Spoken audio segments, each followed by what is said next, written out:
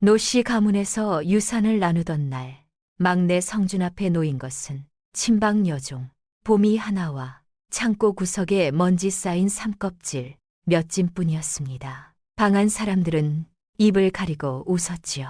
형들은 전답과 은전, 상단을 나누어 받았는데 아버지를 가장 가까이서 모신 막내에게 돌아온 것은 고작 그것뿐이었으니까요.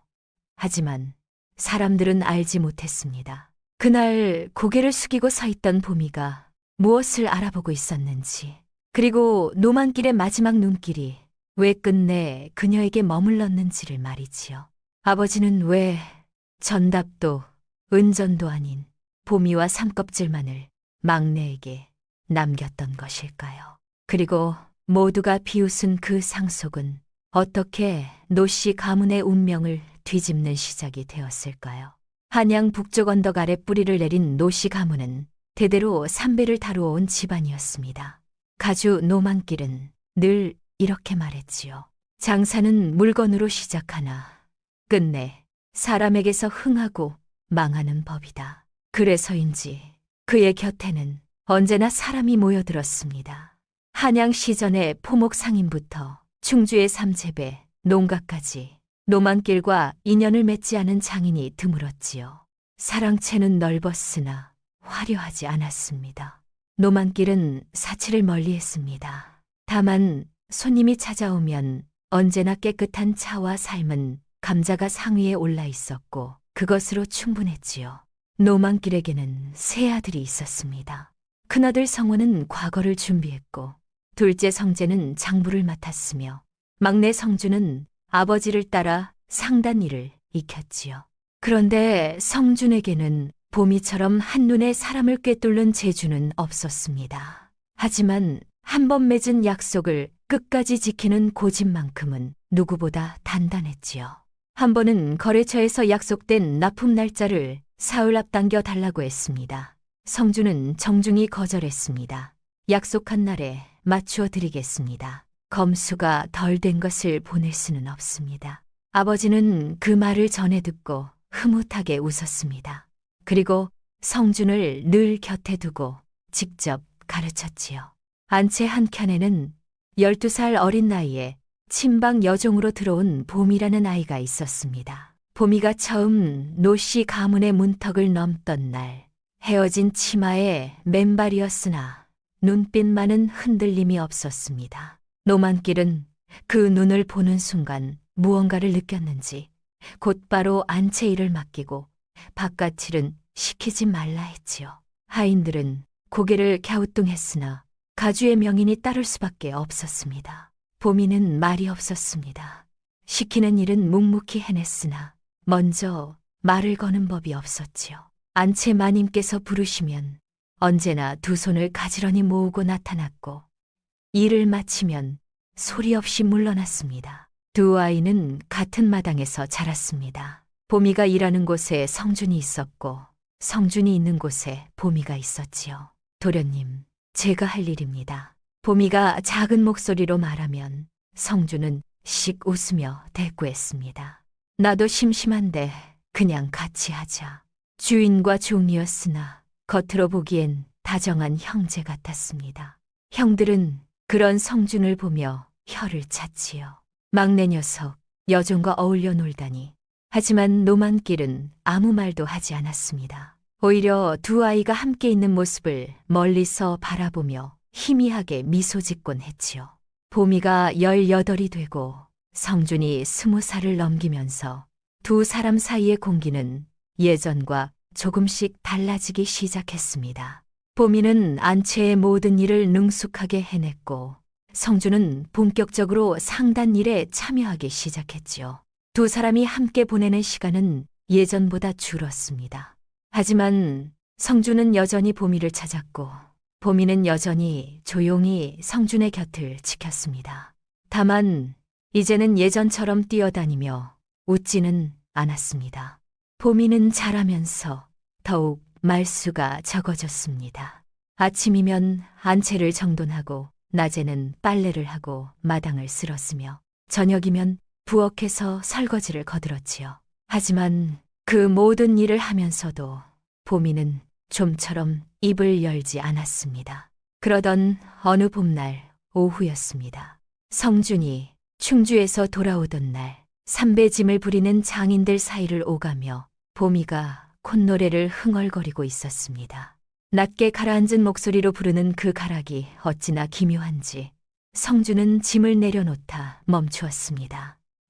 보미야, 그 노래가 무엇이냐? 보미는 화들짝 놀라 손을 멈추었습니다. 그리고 잠시 침묵하다가 짧게 대답했습니다. 아버지께서 가르쳐 주셨습니다. 그게 전부였습니다. 성준은 더 묻지 않았습니다.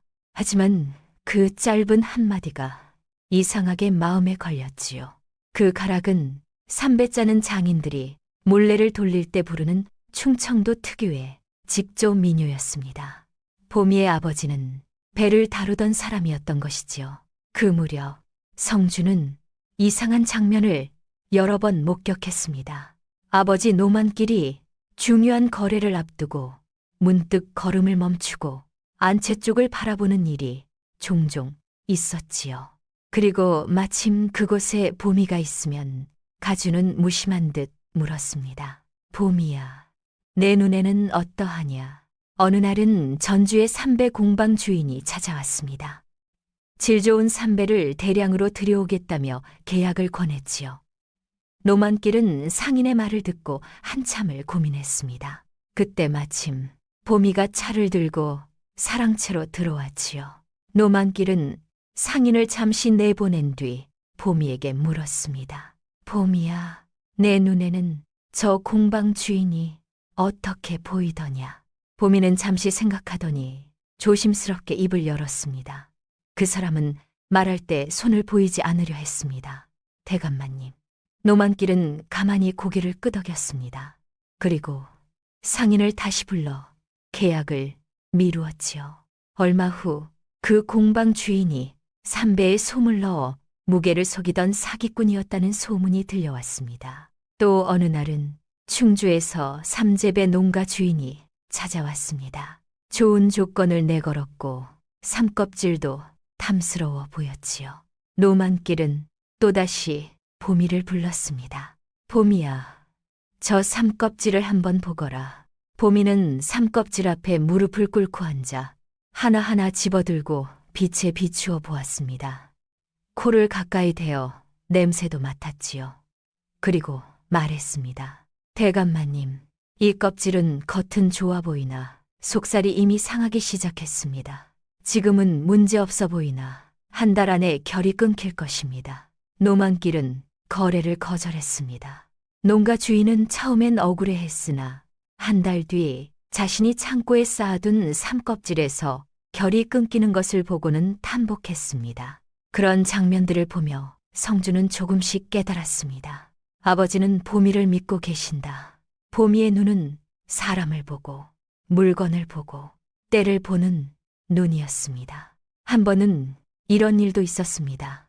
새로 들여온 삼배필에서 불량이 발견되었다는 말이 들려오자 보미는 아무 말도 하지 않았습니다. 그런데 성준은 보았습니다. 보미의 두 손이 잠깐 허벅지 위에서 소리 없이 꼭 쥐어지는 것을 그 손을 보며 성준은 생각했습니다. 저 아이에게 불량품이라는 말은 단순히 장사 이야기가 아니구나. 그해 겨울 노만길이 갑자기 쓰러졌습니다. 오랜 세월 상단을 이끌며 팔도를 누비던 몸이었으나 세월은 어쩔 수 없었던 것입니다. 한의원에서 온갖 탕약을 써보았으나 차도가 없었지요. 노만길은 자신의 때가 다가왔음을 알았습니다. 정월 대보름이 지나고 노만길은 세 아들을 불러 모았습니다. 안채 마님과 집안 어른들도 함께 자리했지요. 재산을 나누는 자리였습니다. 내가 이제 오래지 않았으니 미리 정리하고자 한다. 노만길의 목소리는 가늘었으나 또렷했습니다. 성원아, 너는 큰아들이니 남쪽 전답 서른 맞이기와 한양 시전의 포목가게를 주마. 감사합니다, 아버님. 성원이 절을 올렸습니다. 성재야, 너는 장부를 잘 다루니 개성 쪽 약재 거래 상단을 주마.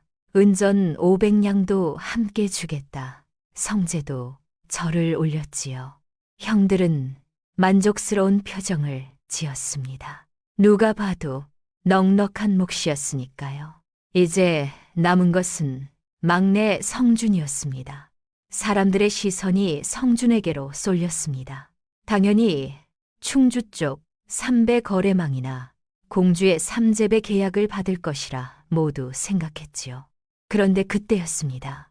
노만길이 천천히 입을 열었습니다. 성준아, 너에게는 침빵 여종 보미를 주마. 방안이 조용해졌습니다.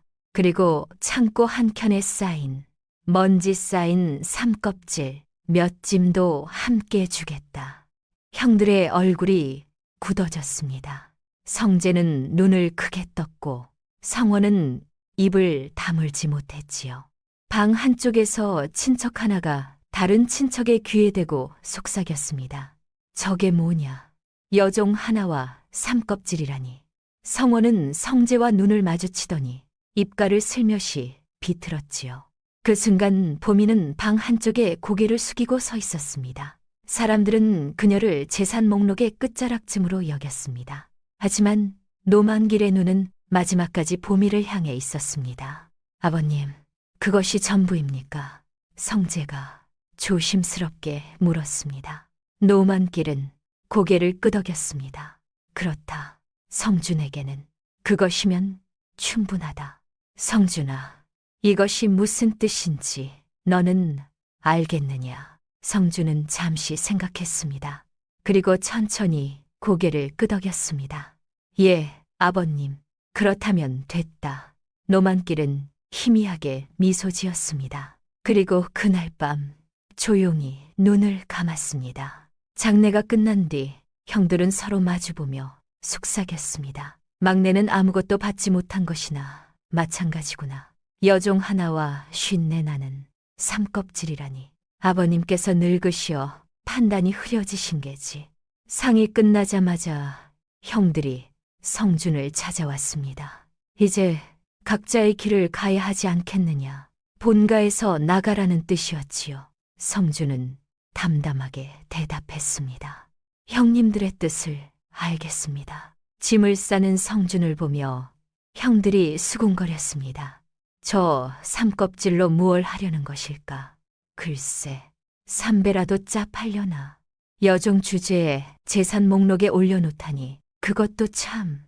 성재가 낮게 웃었습니다. 여종 하나 데리고 나가서 뭘 할 수 있겠는가. 성준은 뒤를 돌아보지 않았습니다. 보미가 옆에 있다는 것만으로 마음이 든든했지요. 성준은 보미와 함께 한양 서쪽 끝자락에 작은 집을 얻었습니다. 방 2칸에 부엌 하나가 딸린 초라한 집이었지요.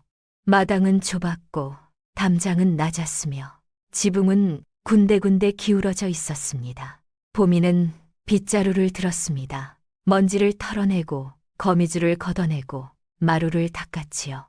성준도 거들었으나 보미는 성준의 손을 멈추게 했습니다. 도련님은 바깥일을 보십시오. 안채 일은 제가 하겠습니다. 그날부터 성준과 보미의 생활이 시작되었습니다. 성준은 아침이면 장으로 나가 삼껍질을 팔 곳을 알아보았습니다. 하지만 쉽지 않았습니다.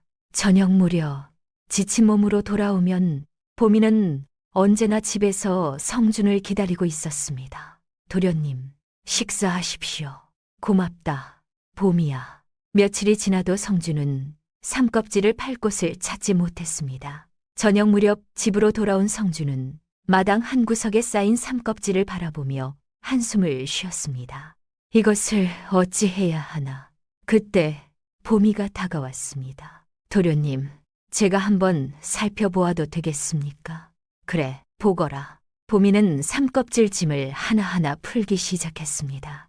무릎을 꿇고 앉아 껍질을 정성스럽게 만졌습니다. 성준은 보미의 옆에 함께 앉았지요. 삼껍질은 먼저 물에 불려 사흘을 두어야 합니다. 보미가 껍질을 한쪽으로 옮기며 말했습니다. 사흘이 지나야 속살이 드러나고 그제야 어떤 껍질이 실을 낼 수 있는지 알 수 있지요. 이것은 너무 말랐습니다. 이것은 상했습니다. 보미는 하나하나 손으로 만지고 코를 대어 냄새를 맡고 빛에 비추어 보았습니다. 보미는 삼껍질의 냄새를 맡아 상한 것을 골라냈고 삼실의 굵기를 만져 고르지 못한 것을 빼냈으며 짜인 삼배는 빛에 비춰 올이 끊긴 곳을 찾아냈습니다. 해가 지고 어둠이 내렸습니다. 보미가 일어나 등잔을 가져왔습니다. 등잔에 불이 켜지자 주홍빛이 두 사람을 감쌌지요. 마지막 짐을 풀었을 때였습니다. 도련님, 이것을 보십시오. 보미가 껍질 한 가닥을 들어 불빛에 비춰 보였습니다.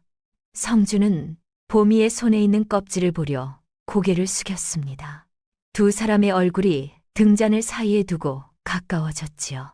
불빛에 비친 보미의 얼굴이 너무나 아름다워 성주는 숨을 멈췄습니다. 이 껍질은 결이 고릅니다. 보미가 말했습니다. 하지만 성주는 껍질이 아니라 보미의 얼굴만 바라보고 있었습니다. 도련님, 보미가 성준을 바라보았습니다. 두 사람의 눈이 마주쳤지요. 등잔 불꽃이 보미의 눈동자에 작게 반짝였습니다. 한참 뒤 보미가 입을 열었습니다. 도련님, 이 껍질들 중 두 짐 정도는 쓸 수 있습니다. 정말이냐?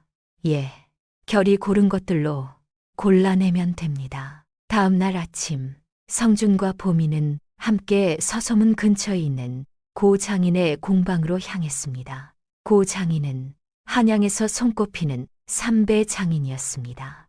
까다롭기로 유명했으나 그가 짠 배는 최고였지요. 누구시오? 공방 문을 두드리자 고 장인이 나왔습니다.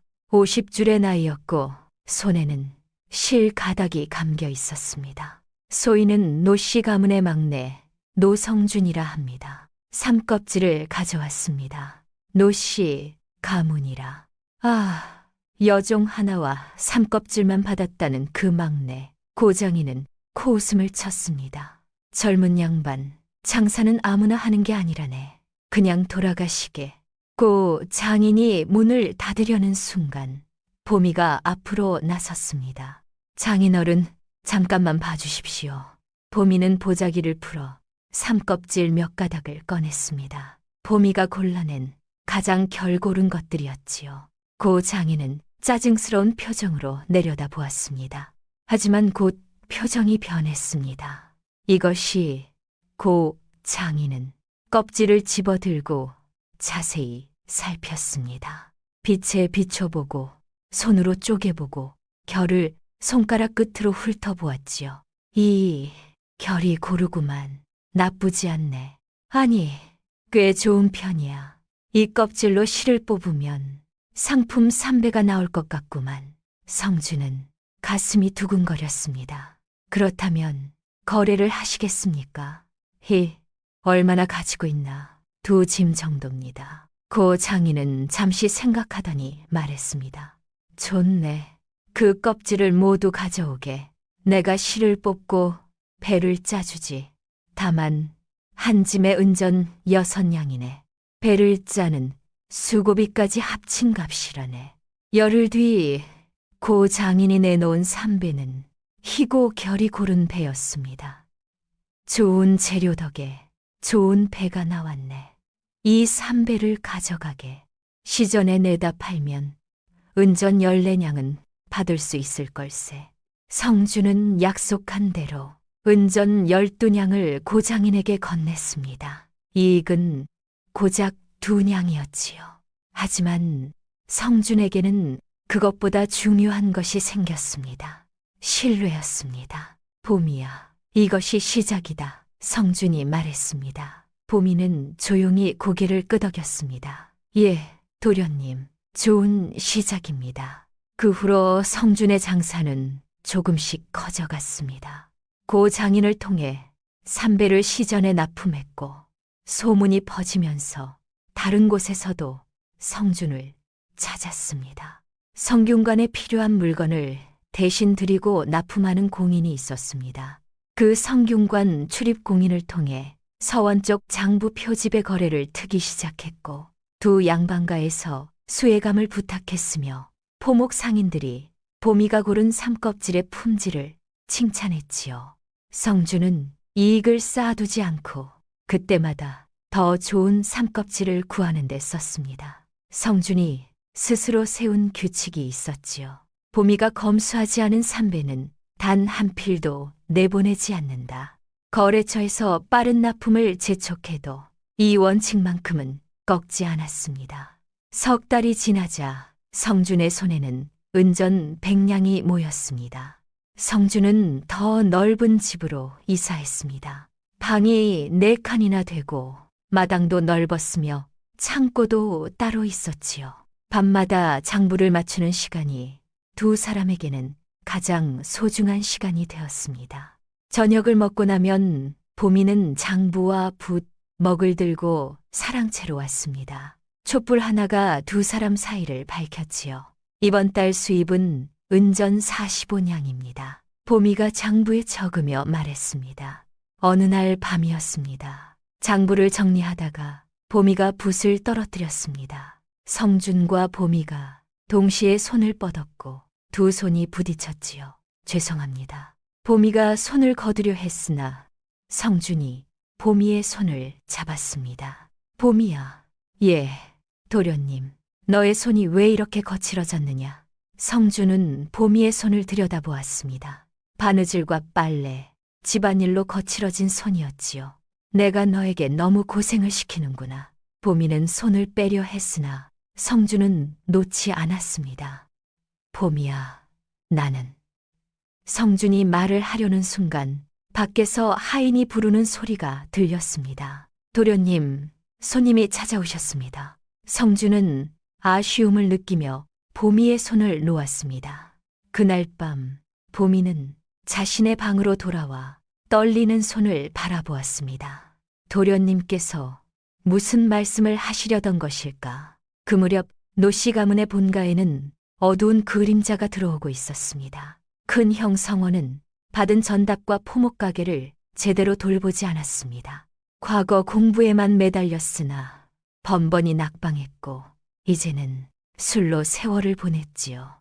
소작인들은 성원의 무심함을 이용해 소작료를 제대로 내지 않았고 전답은 황폐해졌습니다. 포목 가게도 마찬가지였습니다. 주인장에게 모든 것을 맡겼더니 주인장은 이익을 속이고 돈을 빼돌렸지요. 성원은 장부를 살피지 않았으니 알 리가 없었습니다. 2년이 지나자 성원의 재산은 반으로 줄었습니다. 둘째 성재도 사정은 마찬가지였습니다. 개성 쪽 약재 거래, 상단을 받았으나 사람 보는 눈이 없었지요. 약재상들이 속이는 것도 몰랐고 장부를 맞추는 것에만 신경을 썼습니다. 2년이 지나자 성재의 재산도 반으로 줄었습니다. 형들은 서로 만나 한탄했습니다. 형님, 요즘 장사가 어렵습니다. 나도 마찬가지네. 아버지 때는 이렇지 않았는데. 그때 성재가 문득 말했습니다. 형님, 혹시 막내 소식을 들으셨습니까? 성준이가 삼배 장사로 제법 돈을 번다고 하더군요. 뭐라고? 그 여종 하나와 삼껍질만 받았던 녀석이. 예, 지금은 성균관 출입 공인을 통해서도 납품을 한다고 합니다. 성원은 믿을 수 없다는 표정을 지었습니다. 그날 밤 성원은 잠을 이루지 못했습니다. 아버지가 성준에게 여종과 삼껍질을 준 이유를 이제야 이해할 것 같았습니다. 몇 달 뒤 성원은 전답 일부를 팔아야 했습니다. 빚을 갚기 위해서였지요. 성재도 약재 거래망의 절반을 남에게 넘겨야 했습니다.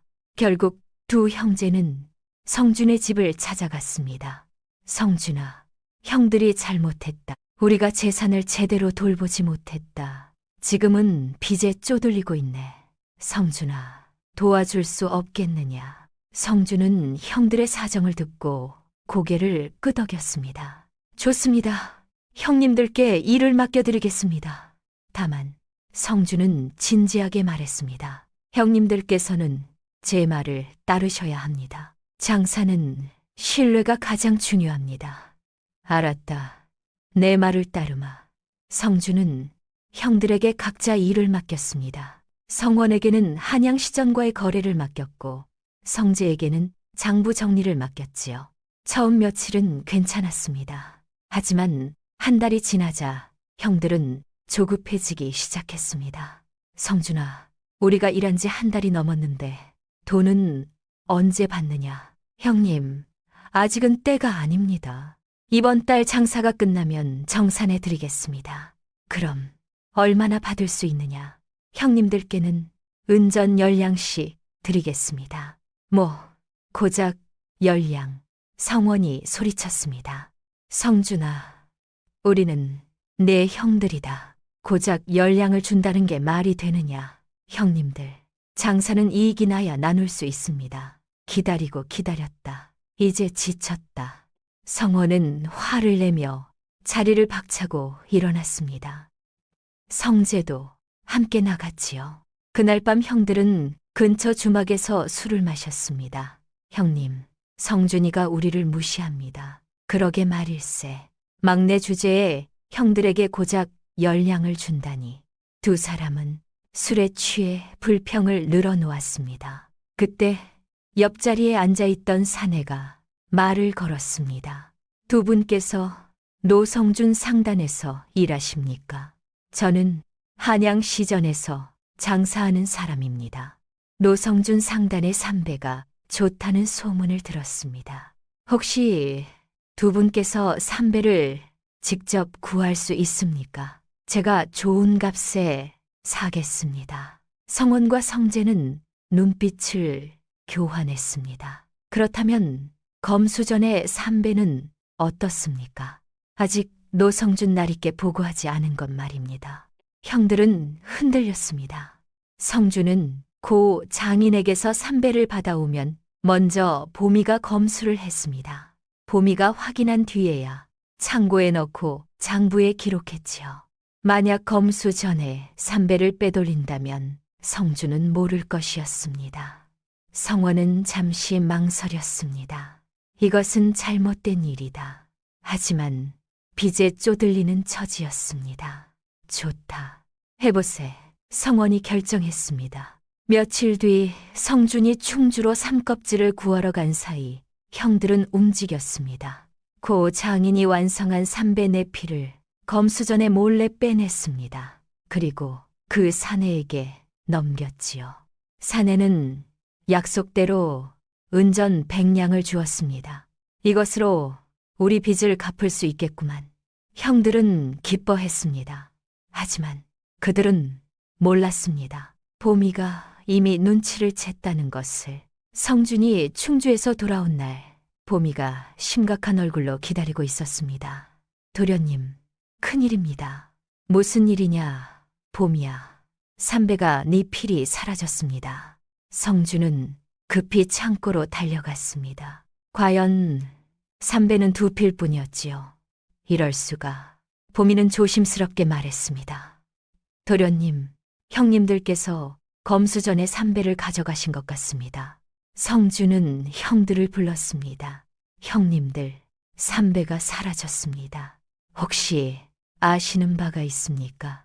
성재가 참지 못하고 털어놓았습니다. 그래, 우리가 가져갔. 하지만 우리도 먹고 살아야 하지 않느냐. 형님, 어찌 그러실 수가 있습니까? 성원도 변명했습니다. 막내야, 우리는 내 형들이다. 형들이 급하니 좀 가져간 것뿐이다. 형님들, 그 삼배를 어디에 파셨습니까? 한양시전에 어느 상인에게 팔았다. 성주는 급히 한양시전으로 달려갔습니다. 하지만 이미 늦었습니다. 사흘 뒤 성균관 출입공인에게서 사람이 찾아왔습니다. 노성준 상단의 주인이 누구냐? 소인입니다. 자네가 납품한 삼배에 문제가 있다.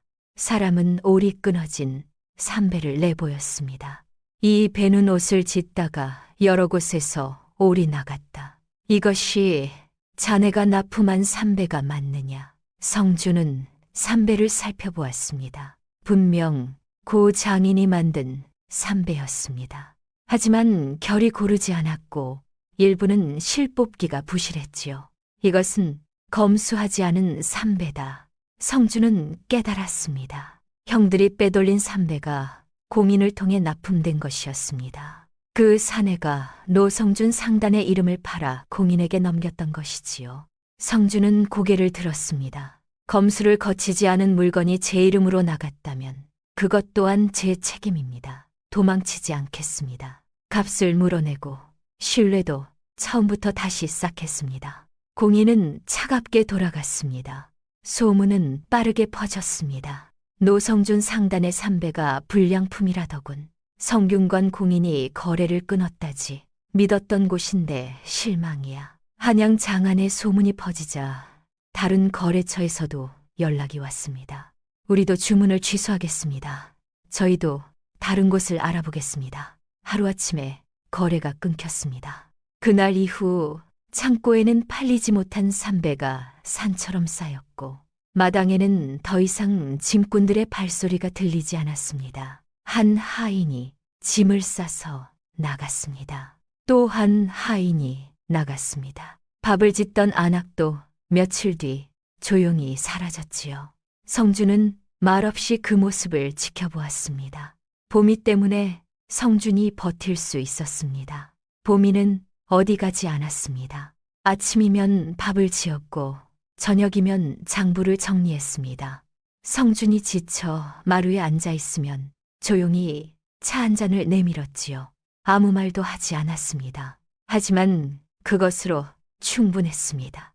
고 장인이 달려와 노기를 띠며 말했습니다. 내 이름도 함께 더럽혀졌소. 성준은 고개를 숙였습니다. 장인 어른, 송구합니다. 값을 치르겠습니다. 그것도 부족합니다. 성준은 집안의 작은 물건들을 팔았습니다. 그리고 형들을 다시 불렀습니다. 형님들, 이제 어찌하시겠습니까? 성원과 성재는 고개를 숙였습니다. 성준아, 우리가 잘못했다. 형님들의 잘못으로 노성준 상단의 신뢰가 무너졌습니다. 미안하다, 성준아. 하지만 미안하다는 말만으로는 이미 무너진 신뢰를 되돌릴 수 없었습니다. 성준은 모든 책임을 스스로 떠안기로 했습니다. 공인을 찾아가 머리를 조아렸습니다. 소인의 잘못입니다. 검수를 제대로 하지 못했습니다. 늦었네. 이미 신뢰는 잃었네. 성준은 관청과 양반가를 찾아다니며 사과했습니다. 하지만 돌아오는 것은 차가운 눈빛뿐이었지요. 집으로 돌아온 성준은 마당에 주저앉았습니다. 내가 모든 것을 잃었구나. 보미가 다가와 성준의 곁에 앉았습니다. 도련님, 아직 끝이 아닙니다. 보미야, 모든 것이 끝났다. 신뢰를 잃었으니 이제 아무도 우리를 믿지 않을 것이다. 도련님. 보미는 성준의 손을 잡았습니다. 차가운 손이었지요. 신뢰는 한 번에 무너지지만 다시 쌓을 수 있습니다. 시간이 걸리더라도 말입니다.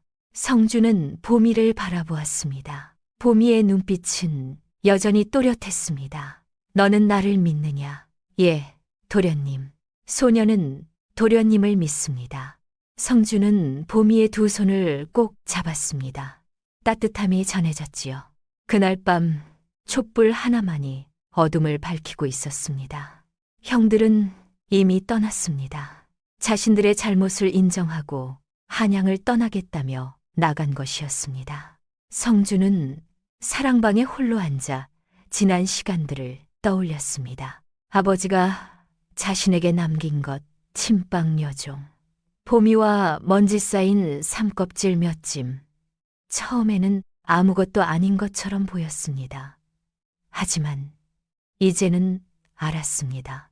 아버지가 무엇을 주셨는지를 말이지요. 도련님, 문 밖에서 보미의 목소리가 들렸습니다. 들어오거라. 보미가 차를 들고 들어왔습니다. 조용히 성준 앞에 차를 놓고 앉았지요. 도련님, 차를 드십시오. 고맙다, 보미야. 성준은 차를 마셨습니다. 보미야. 예, 도련님.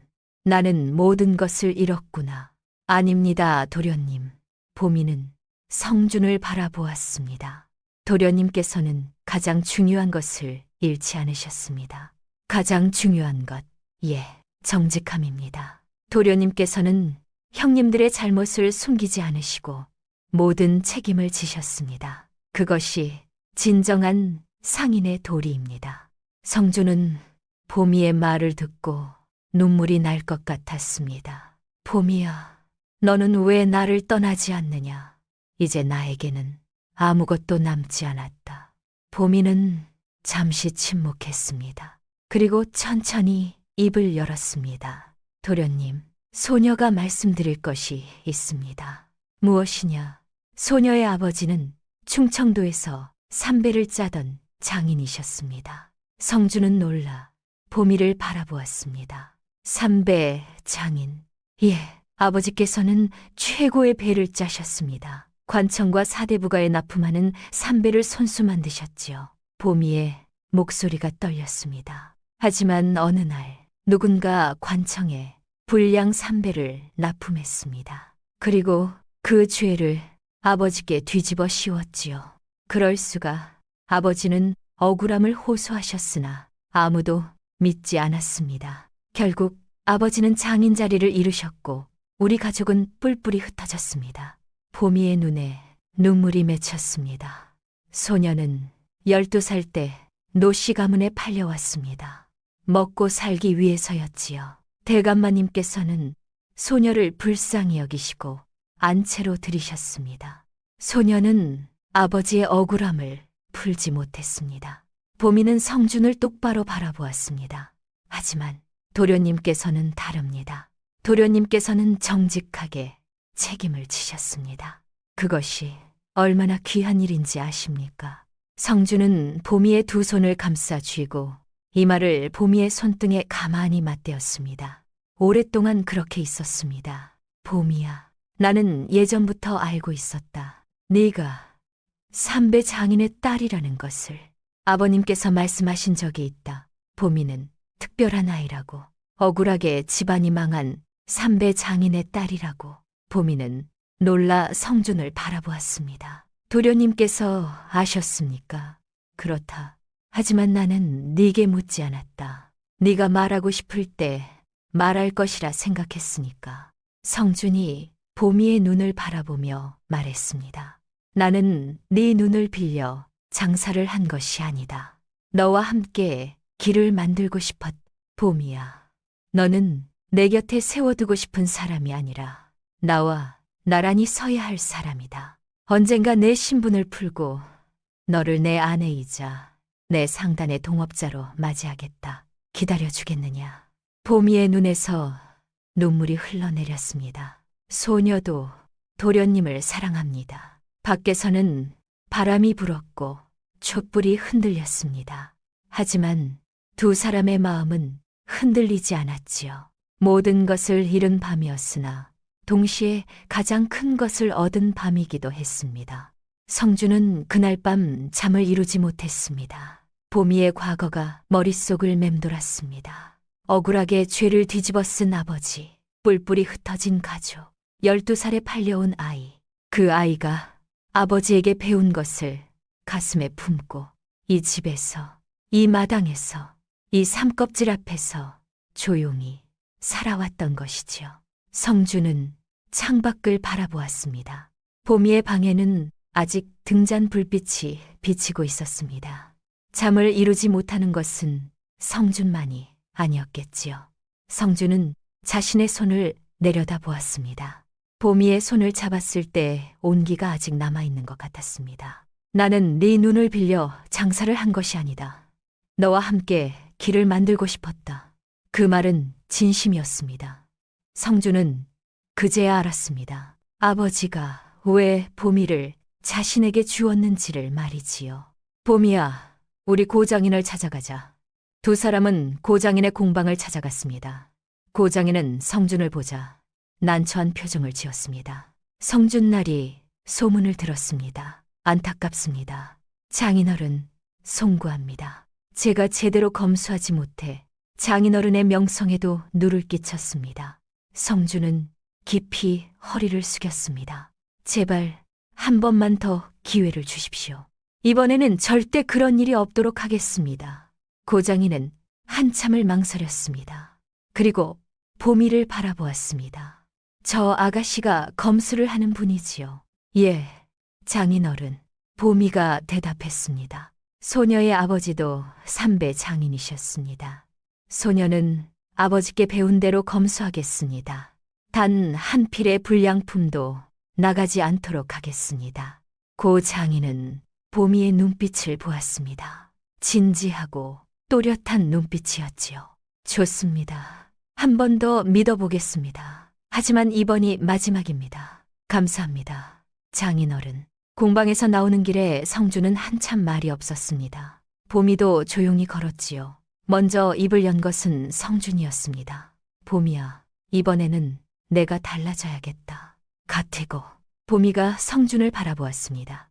성준이 말을 이었습니다. 전에는 검수를 내게 맡기고 내가 거래 쪽만 봤다. 하지만 이번에는 내가 함께 배우겠다.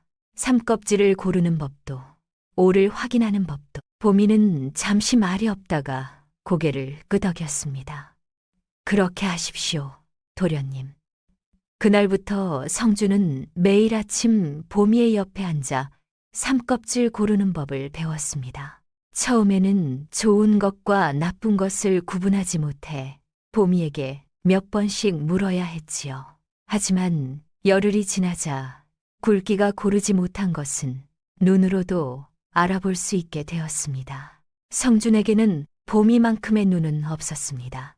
하지만 함께 앉아 같은 것을 보는 것만으로도 상단은 달라졌지요.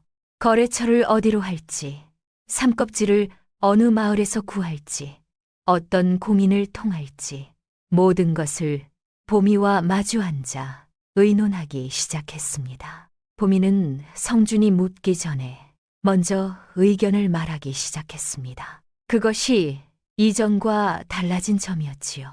한 번은 규모가 큰 양반가에서 급히 삼배를 보내달라는 요청이 왔습니다. 평소 2배가 넘는 양이었지요. 보미의 검수가 끝나지 않은 삼배가 반 이상이었습니다. 성주는 잠시 망설이다가 거래처에 정중히 말했습니다. 검수를 마친 것만 납품하겠습니다. 기다려주신다면 사흘 안에 올리겠습니다. 거래처에서는 처음에는 불만이었으나 성준의 태도를 보고 고개를 끄덕였습니다. 그날 이후로 그 양반가는 노성준 상단의 가장 든든한 고정 거래처가 되었지요. 그런데 며칠 뒤였습니다. 보미가 저녁에 조용히 성준에게 말했습니다. 도련님, 드릴 말씀이 있습니다. 무슨 일이냐? 보미는 품에서 낡은 삼배 조각 하나를 꺼냈습니다. 지난달 서대문 쪽장에서 이것을 봤습니다. 성준은 삼배 조각을 살폈습니다. 노성준 상단이라는 글씨가 희미하게 찍혀 있었지요. 그런데 배의 결이 달랐습니다. 우리 것이 아닙니다. 보미가 말했습니다. 누군가 우리 상단 이름을 도용하여 싸구려 삼배를 팔고 있습니다. 성주는 굳어졌습니다. 그것을 어찌 알았느냐? 보미는 조용히 대답했습니다. 열흘 전부터 장을 돌아다니며 확인했습니다. 이것이 증거입니다. 손수 사온 것이지요. 그 사내는 남대문 쪽에 가게를 내고 있습니다. 어제 확인했습니다. 성주는 보미를 바라보았습니다. 보미는 혼자 열흘을 돌아다니며 증거를 모아왔던 것입니다. 말 한마디 없이 성주는 말이 나오지 않았습니다. 성주는 즉시 고 장인과 성균관, 출입공인, 그리고 평소 거래하던 포목상인 2명을 불렀습니다. 그리고 그 사내의 가게로 함께 찾아갔지요. 소문을 듣고 장꾼 몇이 따라붙었고 가게 앞은 어느새 사람들로 둘러싸였습니다. 사내는 처음에는 태연하게 버텼습니다. 내가 언제 노성준 상단이라고 했소? 글씨가 비슷하면 내 잘못이요? 사내의 목소리에는 아직 여유가 있었습니다. 구경하는 사람들 중 일부는 반신반의하는 눈빛이었지요. 그때 보미가 앞으로 나섰습니다. 보미는 두 필의 삼배를 나란히 펼쳤습니다. 하나는 사내의 가게에서 보미가 직접 사온 것, 하나는 고 장인이 짠 것이었지요. 두 필은 겉보기에는 비슷해 보였습니다. 사람들이 고개를 앞으로 내밀었습니다. 그리고 보미는 말없이 물 한 사발을 가져와 양쪽 끝에 조심스럽게 떨어뜨렸습니다. 모두가 숨을 죽였지요. 진짜 삼배는 물을 머금고도 결이 흐트러지지 않았습니다. 하지만 가짜 삼배는 순식간에 올이 벌어졌습니다. 명백했지요. 삼배는 거짓말을 하지 않습니다. 보미가 조용하지만 단호하게 말했습니다. 거짓말을 하는 것은 언제나 사람입니다. 장안에 침묵이 흘렀습니다. 고 장인이 두 삼배를 번갈아 보더니 고개를 끄덕였습니다. 이 배는 내가 짠 것이 아니오. 결이 다르고 굵기도 다르오. 공인도 나섰습니다. 저도 이 배를 구입한 적이 있습니다. 노성준 상단 이름으로 받았지요. 구경하던 사람들의 웅성거림이 거세졌습니다. 사내는 얼굴이 새파래졌습니다. 사내는 이것은 변명이 막혔지요. 공인이 사내를 관아에 신고했습니다. 사내는 끝내 사람들 앞에서 끌려갔습니다. 그 모습을 보던 포목상인 하나가 공인에게 낮게 말했습니다. 우리가 성준 상단을 잘못 바꾼 억울한 일을 당했던 것이었구먼. 그날 이후 분위기가 달라졌습니다. 저 아가씨가 가짜를 밝혀냈다더군. 고장인도 인정했다지. 성준 상단이 억울했던 것이었구만. 우리가 헛소문을 믿었구나. 한때 성준을 의심하던 상인들이 한 명씩 찾아와 고개를 숙였습니다. 성균관 쪽 공인에게서도 연락이 왔습니다. 성준 날이 납품한 삼배가 정말 좋았습니다. 더 주문하고 싶습니다. 그즈음 형들이 다시 찾아왔습니다. 성원과 성재는 이전보다 훨씬 초라한 모습이었습니다. 옷은 군데군데 헤어져 있었고 얼굴에는 그동안의 고생이 역력했지요. 하지만 눈빛은 달랐습니다. 예전의 오만함이 사라지고 없었지요. 성준아, 형들이 정말 잘못했다. 우리는 네가 쌓아온 신뢰를 무너뜨렸다. 용서해다오. 두 사람은 무릎을 꿇었습니다. 성준은 잠시 생각했습니다. 그리고 보미를 바라보았습니다. 보미는 조용히 고개를 끄덕였지요. 성준이 말했습니다. 형님들께 일을 다시 맡겨드리겠습니다. 하지만 조건이 있습니다. 첫째, 형님들이 가져간 은전 100냥을 돌려주셔야 합니다. 둘째, 고 장인과 공인 앞에서 직접 잘못을 인정하십시오. 셋째, 노씨 상단 이름은 일절 쓰지 마십시오. 형님들 이름으로 시작하십시오. 넷째, 처음에는 창고 청소와 삼껍질 나르는 일부터 하셔야 합니다. 형님들께서 그것을 받아들이신다면 그 다음은 제가 돕겠습니다. 성원은 잠시 굳었습니다. 그리고 천천히 고개를 끄덕였습니다. 알겠다. 그렇게 하마. 성재도 고개를 숙였습니다. 우리가 잘못을 바로잡겠습니다. 다음 날 성원과 성재는 고 장인의 공방을 찾아가 무릎을 꿇었습니다. 우리가 검수도 하지 않은 삼배를 빼돌렸습니다. 장인 어른의 이름에도 누를 끼쳤습니다. 용서해 주십시오. 고 장인은 말없이 두 사람을 내려다보다가 천천히 옆으로 물러섰습니다. 다시는 이런 일이 없어야 할 것이요. 공인에게도 찾아가 같은 말을 했습니다. 공인은 짧게 말했습니다. 일로 증명하시오. 두 형제는 그 길로 창고로 갔습니다. 양반이었으나 체면을 버리고 삼껍질을 날랐지요. 처음에는 사람들이 비웃었습니다. 저 양반들이 노씨 가문 형제들 아닌가. 재산 탕진하고 이제는 짐꾼 노릇을 하는구만. 성원은 그 말을 들으면서도 묵묵히 일했습니다.